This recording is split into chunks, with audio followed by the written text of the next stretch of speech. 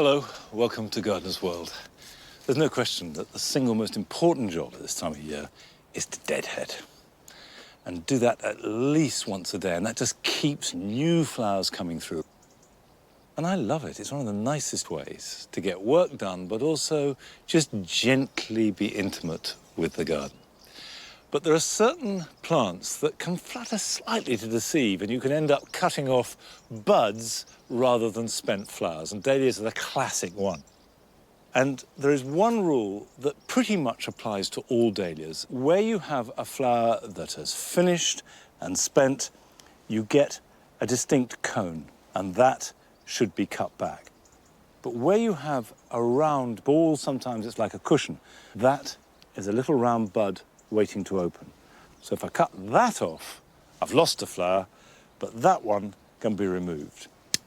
And if you do this daily, the garden will stay looking fresh and also keep that energy flowing.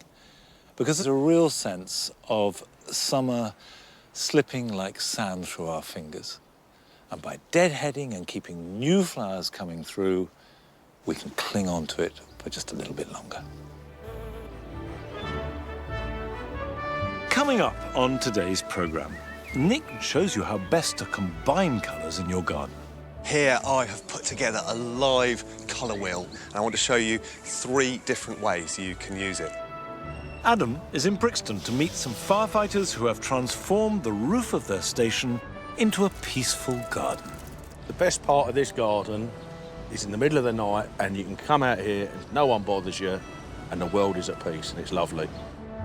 And I will be adding some fresh colour to the garden and also dealing with one of gardening's basics, how to make perfect compost. Come on, don't be sleeping, let's go.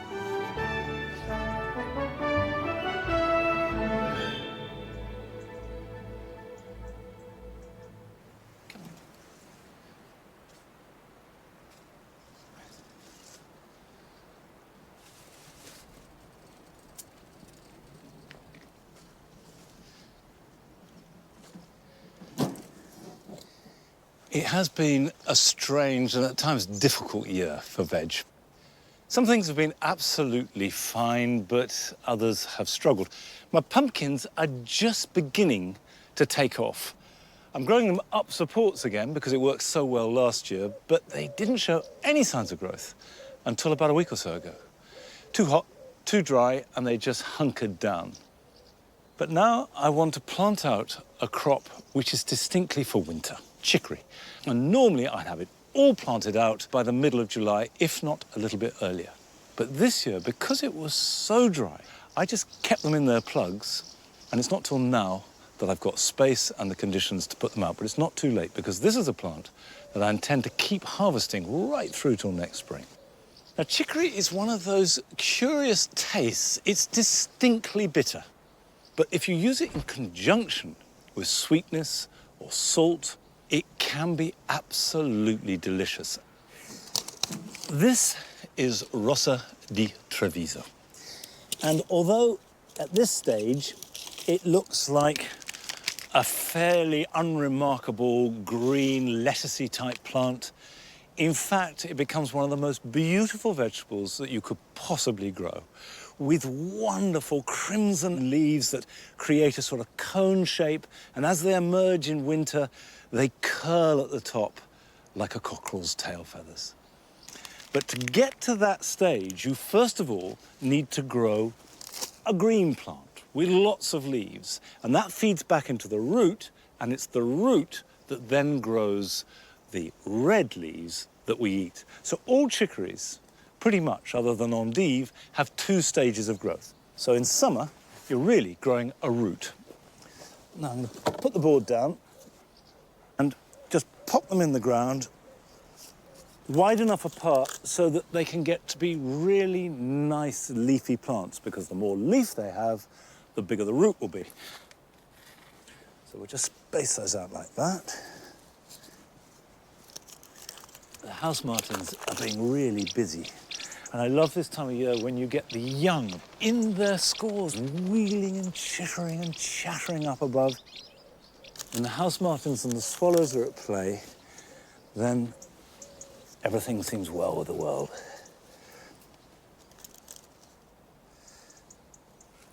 Because you want maximum growth, you need soil with plenty of organic matter. They like good drainage. And they are pretty much impervious to any cold down to -10.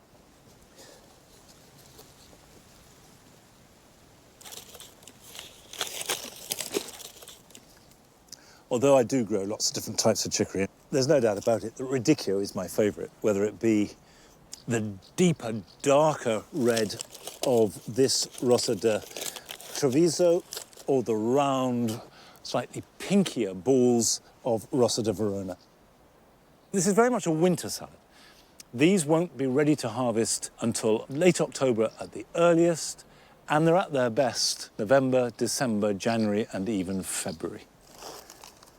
And there's no doubt about it that in the middle of winter, to harvest a really vibrant, red, leafy vegetable is uplifting. And colour always matters in the garden. It doesn't matter what aspect. And how we combine those colours is the key to it. And Nick is here to give us some tips and advice on how to make the best of our colour combinations. Our natural world is full of glorious colour, and nothing demonstrates the glory and seemingly endless variety better than plants. But with so many plants out there, available in every conceivable hue and tone, it's almost like a gardener's sweet shop, and it can be very easy to get carried away. So how do you choose? How do you narrow down the options and only select plants that, when planted together, deliver a feast for the eyes? You know, if you're nervous about using colour in the garden, there's a really simple technique and device you can employ, and it's called the colour wheel. It's something that designers use a lot. You can find versions online, but I've made my own. Here I have put together a live colour wheel with plants. Now, it's a little bit rough around the edges, but it gives you the core principle of what that wheel is.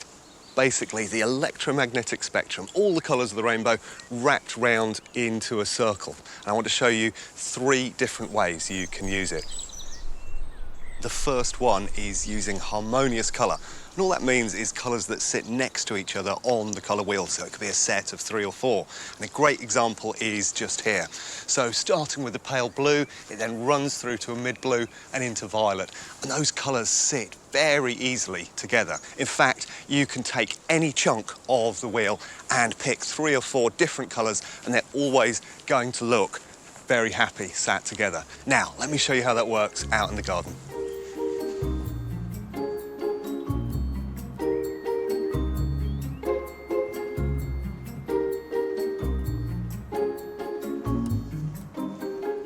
This container planting is a really lovely example of how a harmonious colour scheme can work. And actually, pots are a great way to experiment with some of these colour combinations. This essentially takes the end of the violet sort of tones, and then runs into the pinks. So these 3 colours sit together very easily. And the added bonus for me here is that this pink flower has just the slightest flush of yellow to it. And so you get just a little bit of colour pop. What a lovely combination. A second approach that's easy to recognise and do in your own garden is contrasting colours. By contrast, I mean colours which sit opposite each other on the colour wheel. So a good example here could be this pale yellow coreopsis, which is sitting opposite the violet lavender. If you put the 2 of them together, a piece of colour magic happens. It's called simultaneous contrast, and those colours will look more vibrant because they're paired together. And you can literally take any opposite colours from the wheel.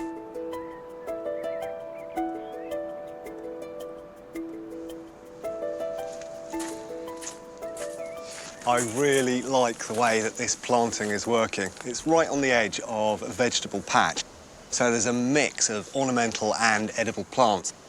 But what gets me really excited is that they're all contrasting colours. So essentially, these yellows and the violets in the brassicas and these blooms over here are simultaneously contrasting with each other. So they're making each other look more vibrant. And because it repeats all the way through the scheme, the whole thing pulls together and creates this really exciting, vibrant, simultaneous contrast.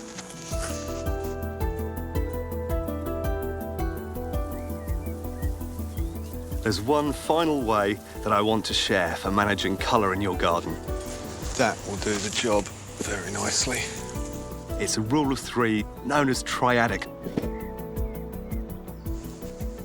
This approach is for the bold and the brave, and it's all about drawing a big triangle on the colour wheel. So, for example, if you start here by the red, draw a triangle out this way, you hit blue, then across here you hit yellow, and back to red. So that's the three primary colours sitting together, and that creates a really exciting association.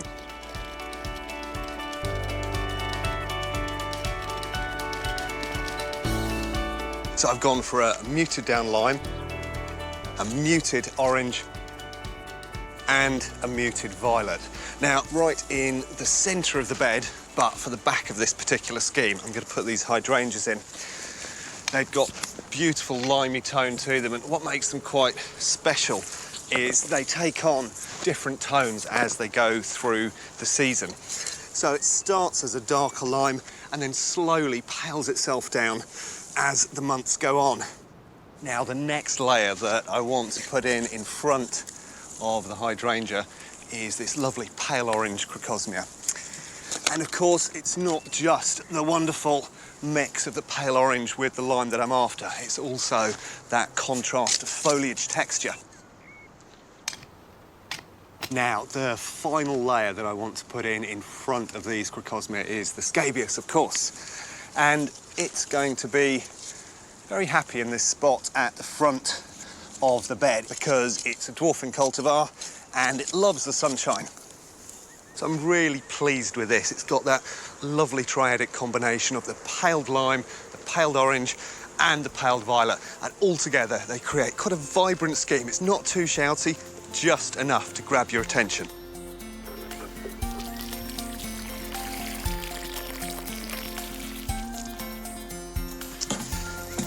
So next time you're thinking about putting a planting combination together in your garden, avoid the higgledy-piggledy look, make use of the colour wheel, and tap in to your inner garden designer.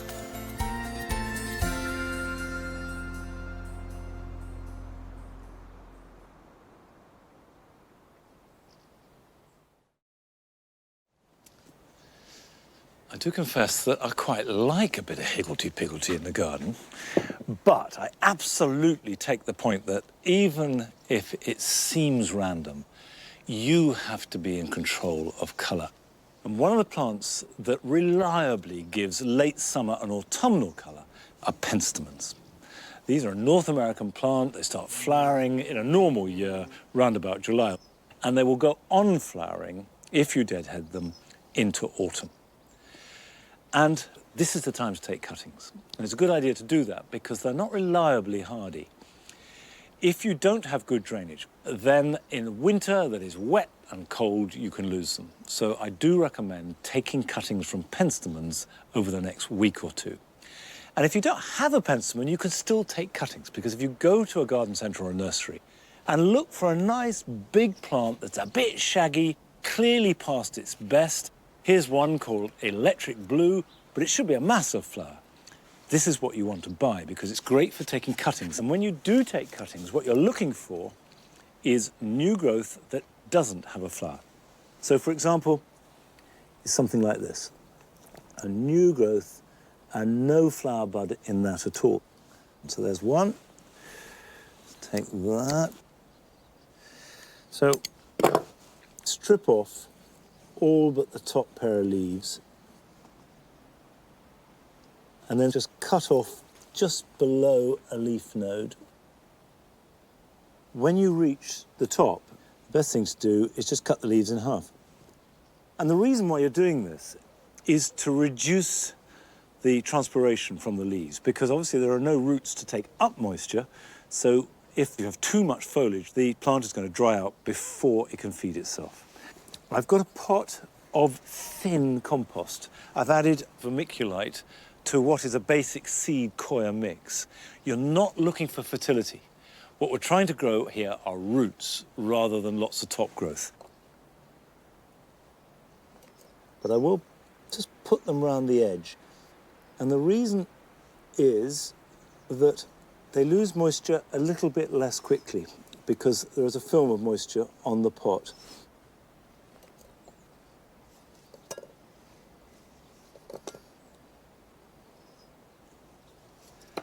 Now I need to water these in and not let them dry out too much.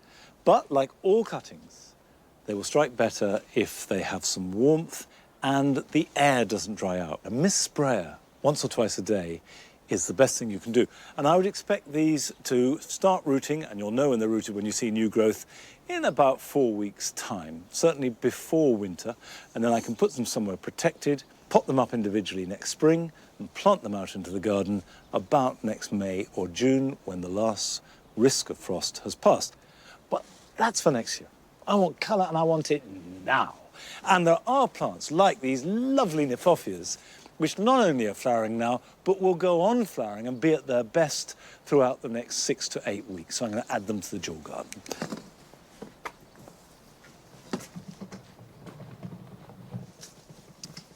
Come on.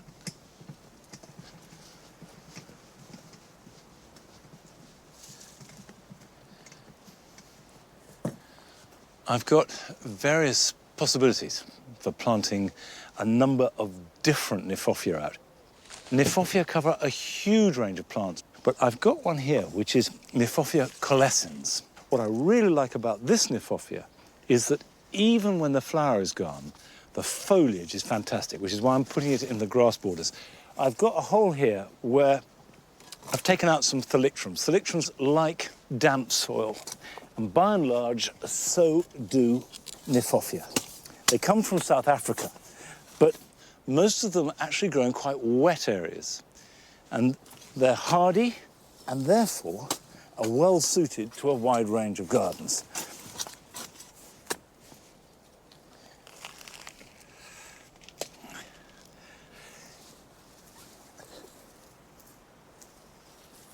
They need some drainage because they're most likely to have trouble if they sit in very wet, cold soil.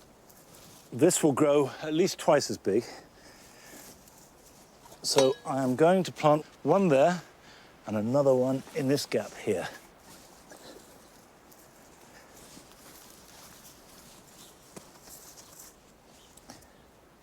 I will give those a really good soak, but not until I've planted the other Nifophias in the dual garden.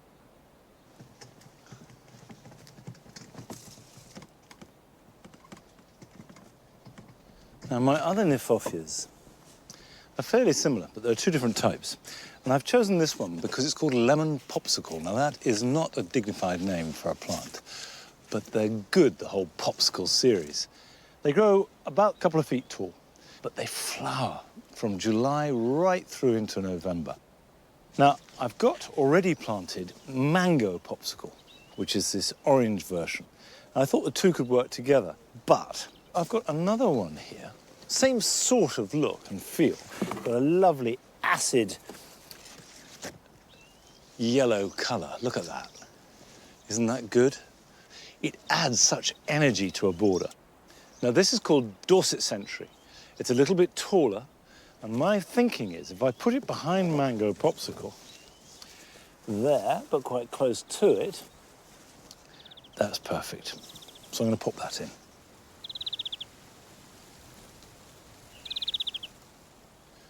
Now, what I am going to do is cut that spent flower spike off. And I cut it right down at the base. Cut that there. That can go. And then it will produce more flower spikes once the roots get established.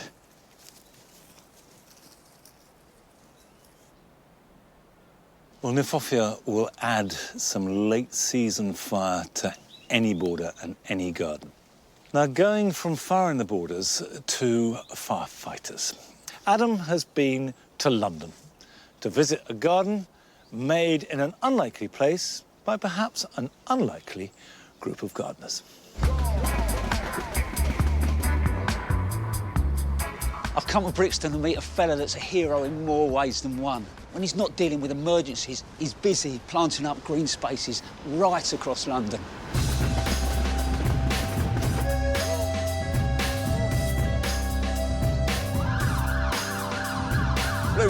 Blue Watch, Shin. Answer your names, please. Simon Jakeman is the London Fire Service's Green Champion Coordinator. He has been a firefighter for 22 years. He's shown me around the Brixton station, one of the busiest in London, which gets up to 3,000 shouts a year. Put your duties full out. It's the start of their day. While the firefighters are busy downstairs, Simon wants to show me something above the yard. So, this is what the roof used to look like. Is it really? It'd been all right for the football, wouldn't it? But Fantastic.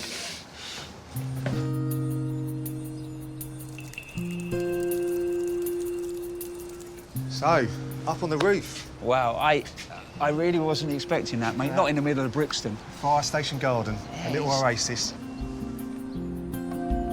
Over the 2 rooftop levels, the firefighters have created a mindfulness garden to offer a place of quiet contemplation. And it was all Simon's idea. How did it all start? So, back at my base station, back at Surbiton, we had a fire station roof, nothing going on, covered in moss. And we decided, let's do something about this. So how this all started was with one fire bucket and a tomato plant. The idea for the gardens has really spread across London. There are now over 50. How did it get to 50 gardens? We had one of the senior officers turn up one day for a meeting. I was out there, a bit of watering at lunchtime, and then he said, well, let's get you out there and start inspiring and giving other fire stations a nudge. This garden actually won Propagating Bloom last year, overall winner. We've now got stations trying to beat this garden. We've got a wildlife garden down by a canal over in West London. There's fire stations growing their own fruit and veg, balcony gardens. Even the Commissioner has now got a garden up on the 3rd floor of headquarters.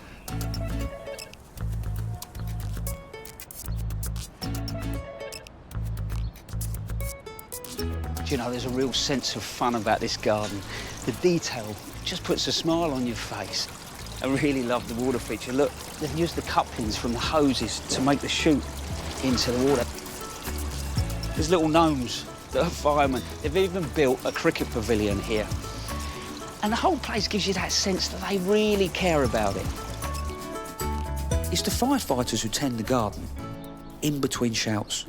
Chris, so you seem to have got the title of head gardener here, mate, haven't you? Yeah, that's true, yeah. So Matt's passed it on to me. It doesn't look like you've wasted a thing here, mate. You know, everything's reclaimed. Yeah, we've got the pallets, but obviously we've got the herbs in there, you've got the mint, the rosemary, the thyme. We've lined them. We put the flowers in the middle this year. Obviously you can water the top layer, it'll drip down onto the next line. But even your benches and that, they look like they've come from the local park, you know? They've got that sort of concrete. They've actually, I think, reclaimed from a pub that closed down. And you think, ultimately, it's making a massive difference to people? I think so. If this area didn't look how it did, you know, people wouldn't come and sit out here, and then you'd be sort of sitting in the fire station all day. You know, it's nice to get outside and sort of get a bit of fresh air. People will come out here, sit around that table, and that's what it's about. We sit together, we eat together, it is a second family.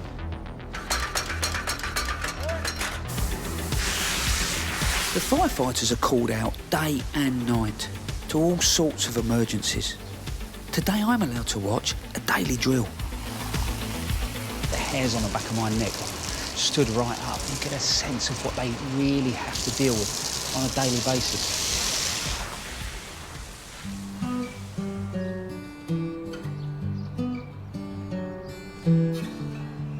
But what does this give you, this garden, when you get back? It's lovely to have somewhere to escape. Take 5 or 10 minutes, me time. There's been a very bad incident. It's a good place to come down and sit with everyone, talk it through. It's our own little therapy session at the end of the day. I find it quite therapeutic. Enjoy coming out here at the start of watch, checking my veg, giving them a little water. It gives us somewhere to come and tend to, and somewhere you can come and reflect, and yeah, you can see the fruits of your labour, if you like. Yeah. I love the way you've put your potatoes in a few old bits of wood. Yeah, well, just trying to build it up, use anything we've got. I mean, I call that guerrilla gardening. Yeah, exactly. The best part of this garden is in the middle of the night and you can come out here and no one bothers you and the world is at peace and it's lovely. Get your head back into gear, ready to go again. Fantastic. The mindfulness garden is clearly important to these guys, and Simon has received the British Empire Medal in recognition for his work in helping gardens like this to flourish. In my books, he really is a hero amongst heroes.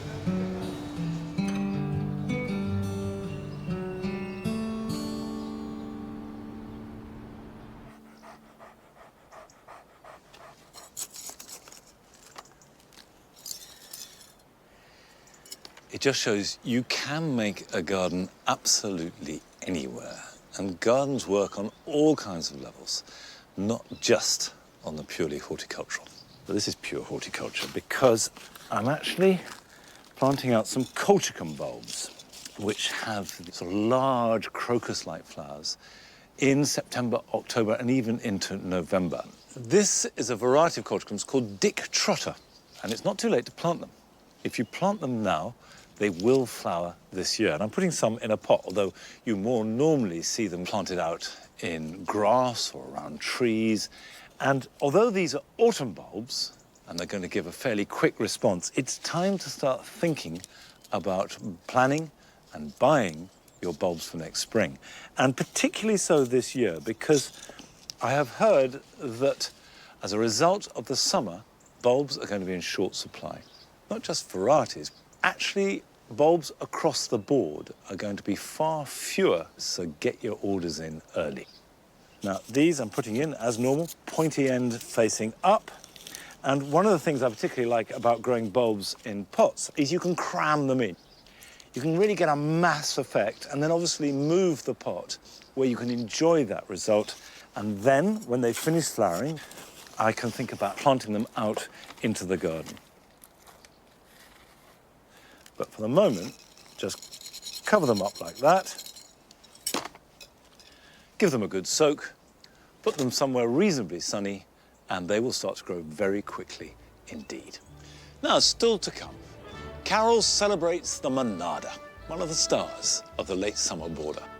But first, we're off to Cheshire to join Kelvin Archer, who is a record-breaking grower of gooseberries.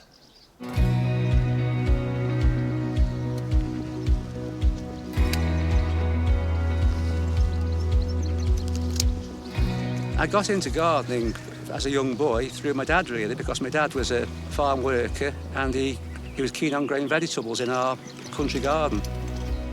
We used to water and help him sow the seeds and pick the vegetables, and then we used to take them to local shows and show the vegetables. So I got into it from an early age, really. Right, OK, Dad, if we roll this net back. My real passion in gardening is growing gooseberries. The reason I started growing gooseberries was because it was a village tradition and all the local villagers showed their gooseberries once a year at the annual gooseberry show, and I just thought it was fascinating, so I tagged along and did the same thing. I'll pick all these off this side first, and then I'll come round that side in a minute.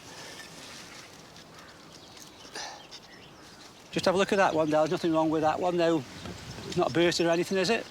No, okay. It's all right. All right. Grow gooseberries simply to try and get the heaviest gooseberry in the world.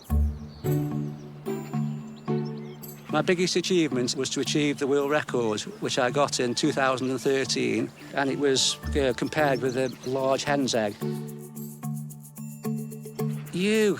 I've got a rough idea in your head that that gooseberry is bigger than anything that you've ever grown before, but until that goes on the scales, you've no idea if it's going to beat that world record.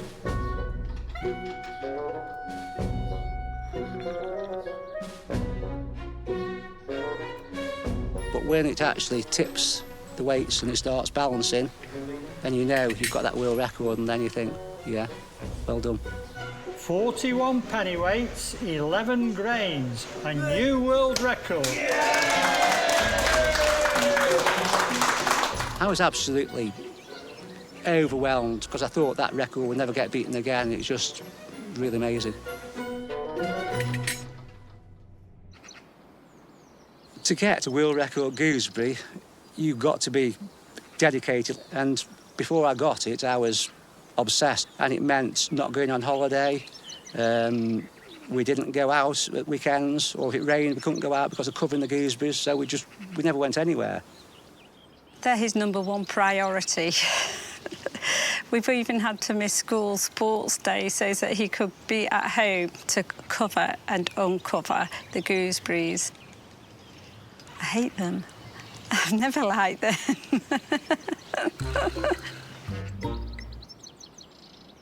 There you go. Yeah, that's all right. Nice, aren't they? Just feel how right that is, though. Just feel how soft it is. See how... Very. So tomorrow will be show day, so we all harvest them all tonight, which is called the Getter's Night.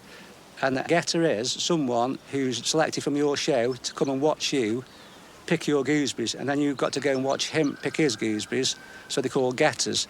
And what the getter does, he has to make sure that you pick that gooseberry off that tree, and you're not picking one up off the floor, which you could have had from anywhere else.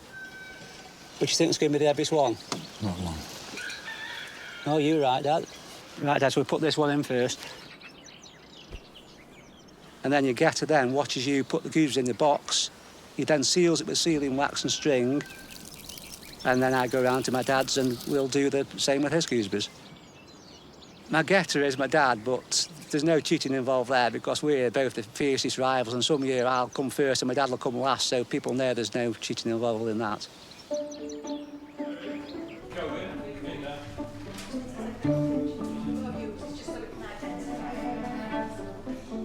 Gooseberry growing for shows has been going for hundreds of years. It first started in the early 1800s, and in those days there were hundreds of shows all over the country.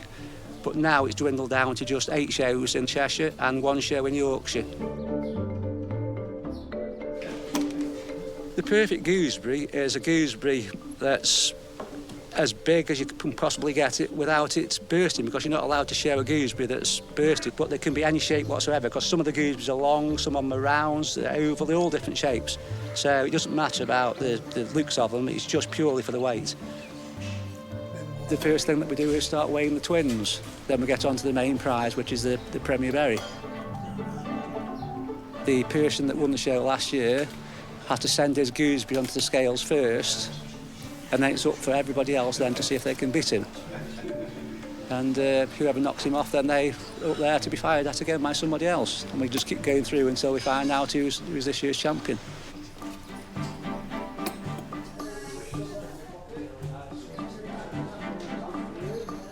The gooseberry growers, I'll tell you all sorts of stories of the things that they feed the gooseberries on, and I don't really believe any of it. Some of them will say that they give them Guinness and beer and put jam around them and sugar. I've never tried anything like that. Oh, no, I wouldn't be secretive with something like this.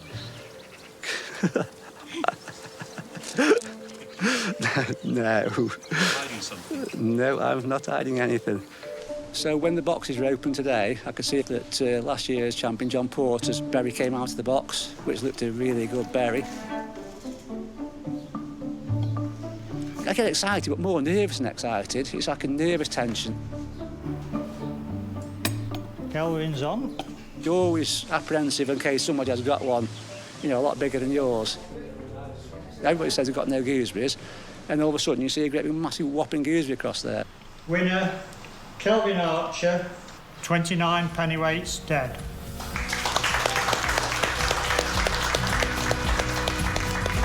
Absolutely brilliant because of all the hard work that I put into them this year. It's like a year's work, so I'm delighted. There's always next year, and that's what we all aim to do, to try and beat the world record next year.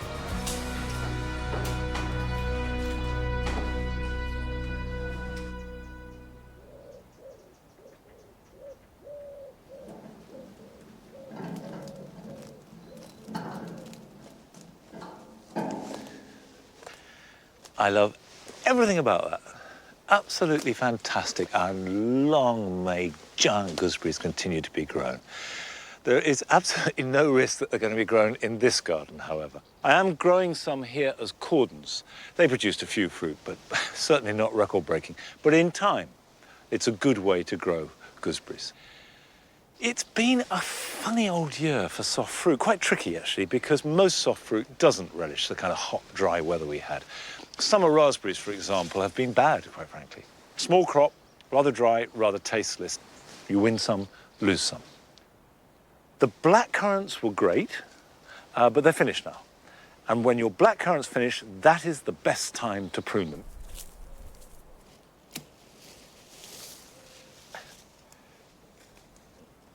They produce their best fruit on second-year growth, but as the growth gets older, after 3 years, it gets less and less productive. So what you're looking to do when you're pruning is to take out the oldest wood. If you've got an old blackcurrant bush, one of the things you can do very successfully is just cut the whole thing flush to the ground. New growth will come back. Then you can start to thin it out.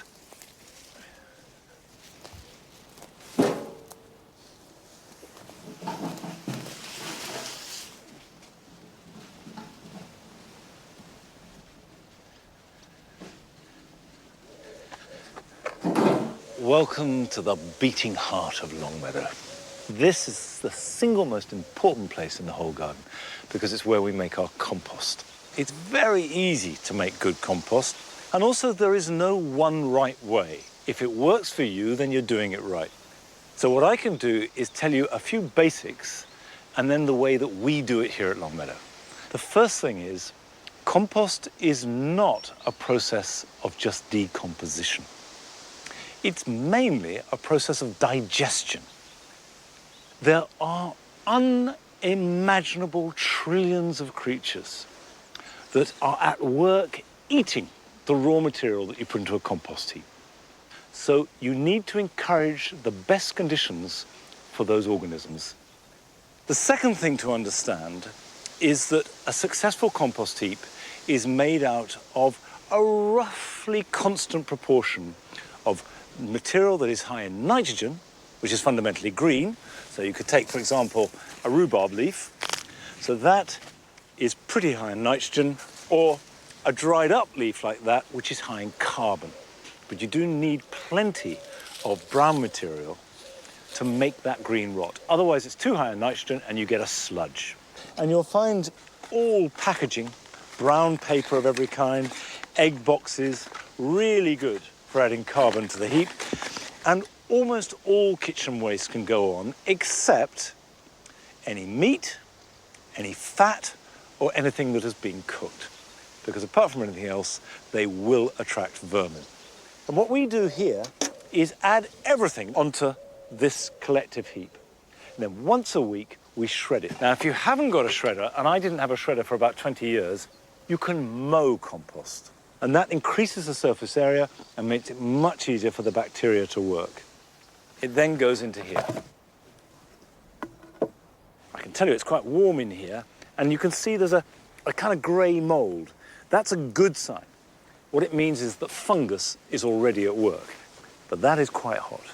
And that heat comes entirely from the creatures digesting this. But after about a month, the heat will die down, and then we turn it into here. And by this stage, the compost is getting much more recognisably compost-like. That's still not quite broken down as I'd like it. There's a plant label got in there, not surprising. It's amazing what turns up in compost heaps.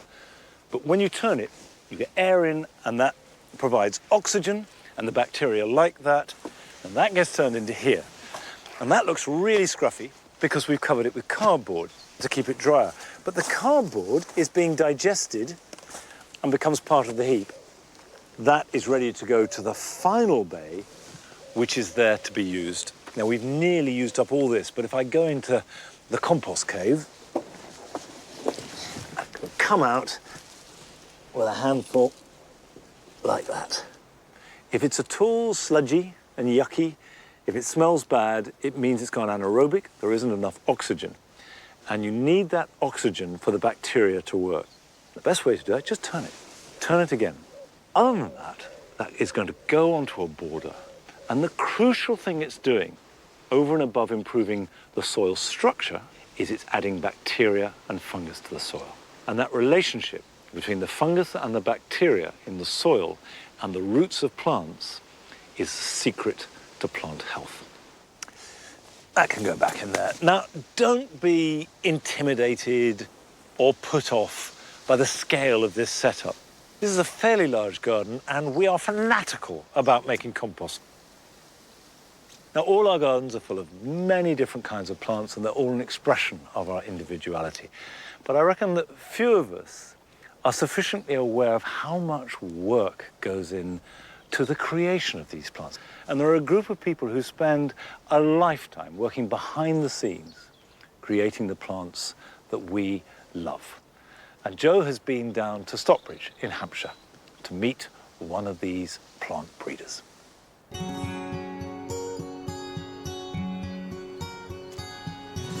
I've come to Hampshire to meet a real unsung hero. Now, this man has made a lasting impression on the world of horticulture, but also made a huge impact in our gardens too. And if you don't grow one of the plants that he's created, they will be in a border very near you. Peter Moore is one of the nation's leading plant breeders who has introduced many new and exciting cultivars of our well-loved garden shrubs. Without Peter's hard work and dedication, our gardens just wouldn't look the same. Peter, when did you first start gardening?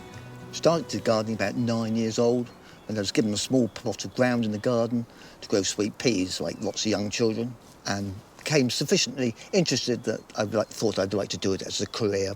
And what about your first hybridisation? That must have been an exciting moment. Well, yes. I was responsible at the end of the 70s looking after all the seed that used to come in from around the world. And there was some seed that came from America, Choisya arizonica, the first time that this seed had come into the UK.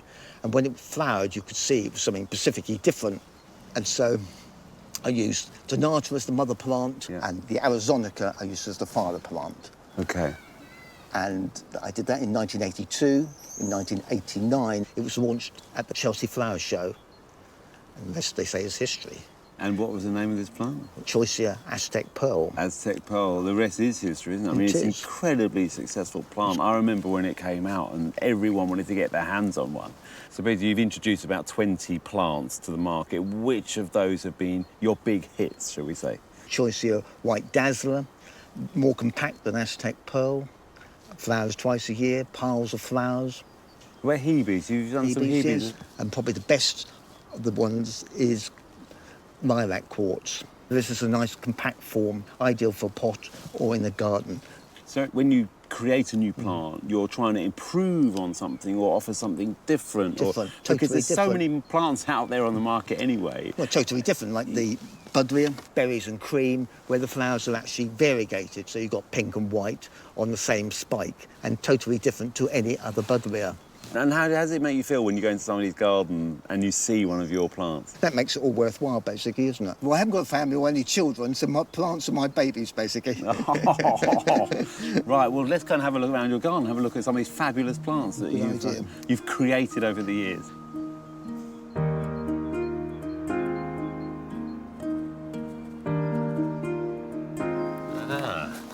This is a beauty, isn't it, this? Lovely Budleia. What's this one called then, Peter? This is Budleia Unique. Is it? Oh, and what's so unique about it then? Well, it's a hybrid of Alternifolia. Alternifolia flowers on the previous year's growth in June and only flowers once. This flowers in July and carries on to the end of September, October. So how have you got this to flower on this year's growth? I can't tell you that. You can't? Are you serious? You've gone all poker-faced on me. Are you serious? You can't tell me that? No, it's confidential. Really? Yes, yes. OK. Top secret how I managed to achieve this new, unique form.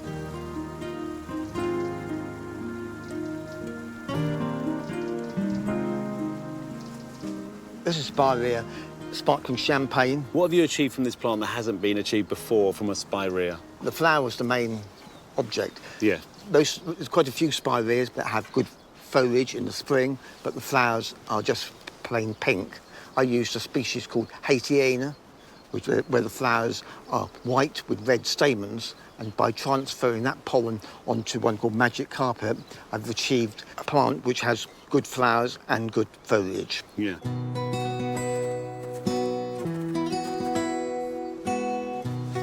Up here, Joe, we've got Choisya Royal Lace, an excellent new introduction with fine foliage, In this situation, it's got lime green leaves because it's growing underneath a tall robinia tree. But in the other part of the garden, in full sun, the leaflets are pure gold. Has flowers in the spring, highly scented, and again, to a lesser extent, in the autumn. OK, it is very fine foliage, isn't it? Amazing, actually. Is that the idea with choices, to grow them as fine as possible, getting finer and finer and lacier and lacier? That's correct on this particular variety. Gardens are getting smaller, aren't they, generally? Are you trying to make plants more compact and sort of thinking about how much space people have? Oh, yes. I mean, that's quite important. That's So it's an ideal plant, basically, for a pot on a patio, and it won't get nowhere near as big as traditional choices.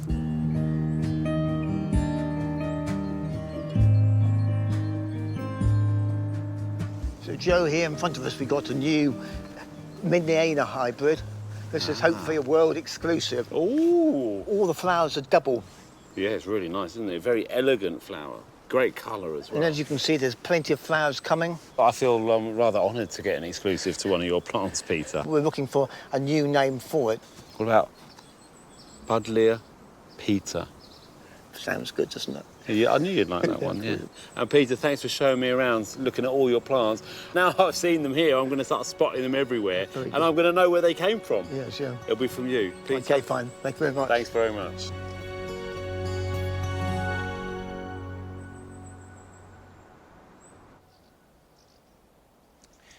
It's always good to see behind the scenes and to be reminded that there are real people spending the whole of their working lives creating these wonderful plants that we tend to take a bit for granted.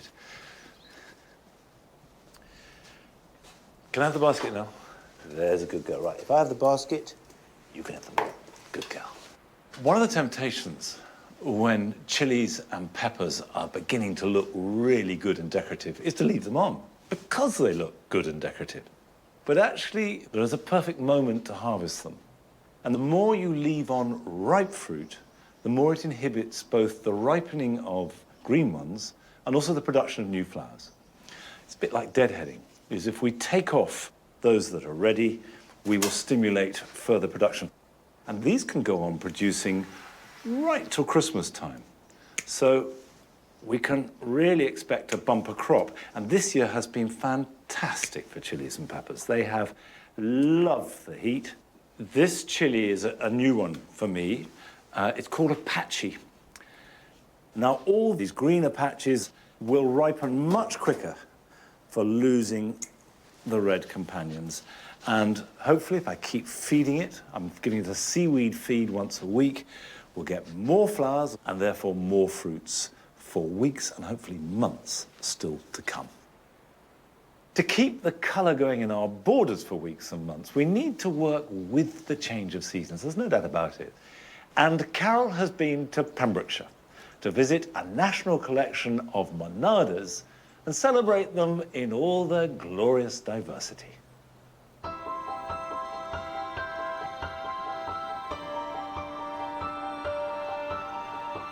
Oswego tea, bee balm, horse mint, bergamot, a multitude of names, but a singularly beautiful plant.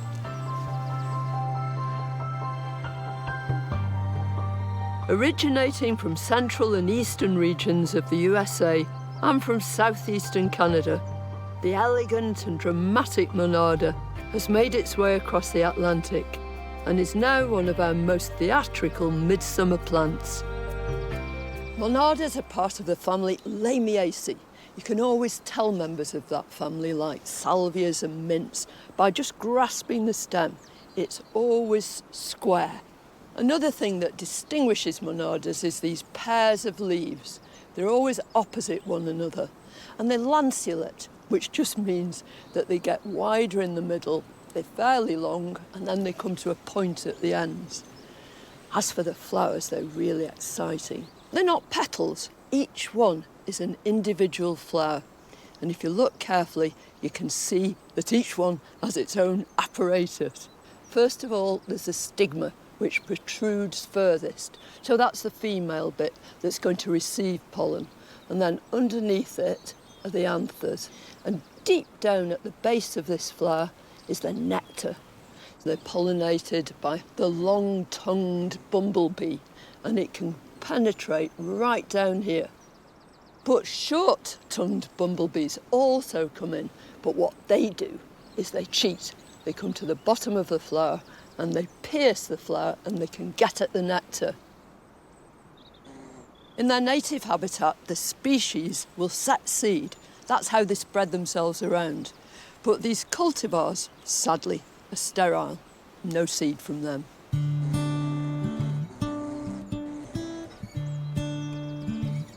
In its native habitat, it's from places where the soil is rich, where there's lots and lots of moisture at its roots, so include loads of organic content when you're planting them. And don't mulch too deeply, because these are plants that move out across the surface of the soil. And if you want your plant to look pucker for ages and ages and to go on flowering right the way through the summer, then what you want to do is deadhead regularly. Because cultivars seldom produce seed, and to guarantee you've got a clone of the plant you want, there are 3 ways to propagate monadas vegetatively. The first is fertile around just under the surface of the soil until you discover stems that have already started to root. Detach a rooted piece, pot it up in free-draining but moisture-retentive compost. Put it in a cool, sheltered place. When you see roots coming from the bottom of the pot, you know it's time to put it into the garden. Another way is to take cuttings. Choose fresh, unflowered shoots. Cut above a leaf node so the plant will recover. Well, because these cuttings are very soft and green, I want to take them as quickly as I possibly can. First of all, cut right under a leaf node like that. Remove that bottom leaf. This is the place which is going to make roots most easily. And then I need to nip out the top. And then just make a little hole in the edge, up to the base of those bottom leaves. Never have any of the leaf under the surface of the compost, because that'll make the cutting rot.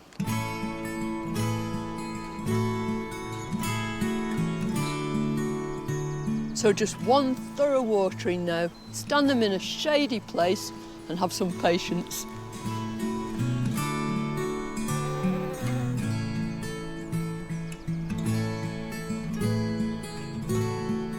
Although, on the whole, monadas are strong, healthy, accommodating plants, there is one complaint that some of them tend to suffer from, and that is powdery mildew.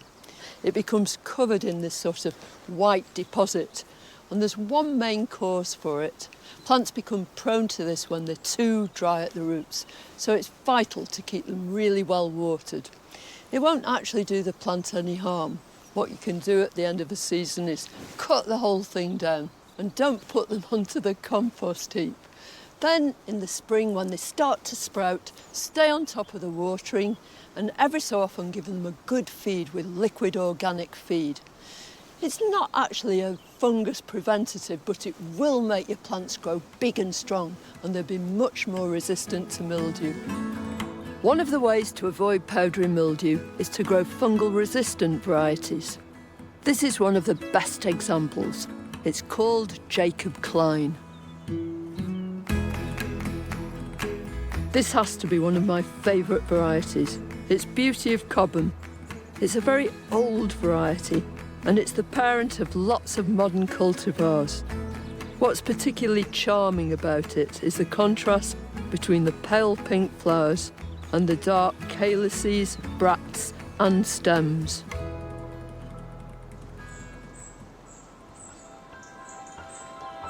One of the alternative names for monada is Oswego tea.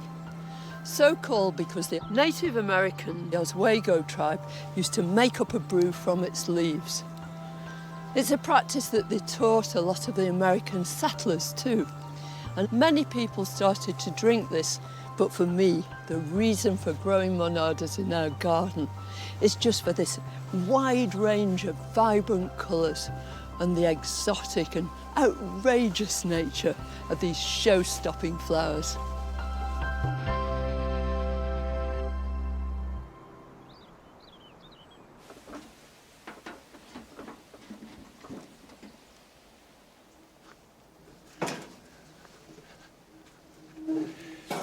Well, I'm absolutely with Carol. I grow monadas for colour, and they are really useful in the latter parts of summer to give that boost to the garden. So I'm adding monada, and not just any old monada.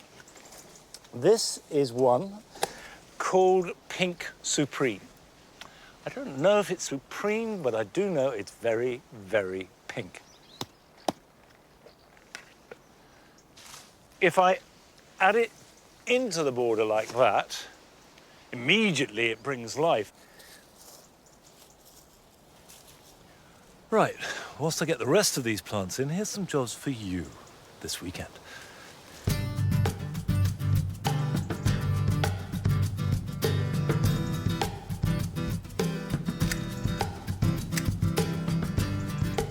Mint is flowering like mad at the moment. So reduce half your supply right down to the ground and trim off the flowering heads of the other half. Give it a good soak. This will stimulate fresh growth from that which you pruned hard, but while you're waiting for it, you've still got some leaves to pick.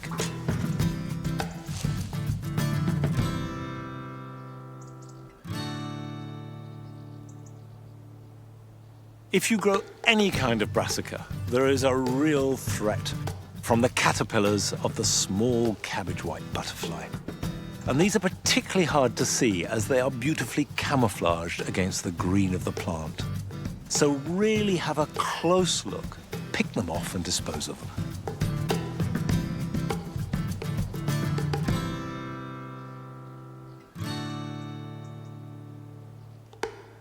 Unlike hybrid teas or modern shrub roses, the old-fashioned shrub roses like gallicas, centifolias and damask have largely finished flowering. So now is a good time to give them a light prune. Don't be anxious about this. Use a pair of shears and just trim the straggly growth to shape.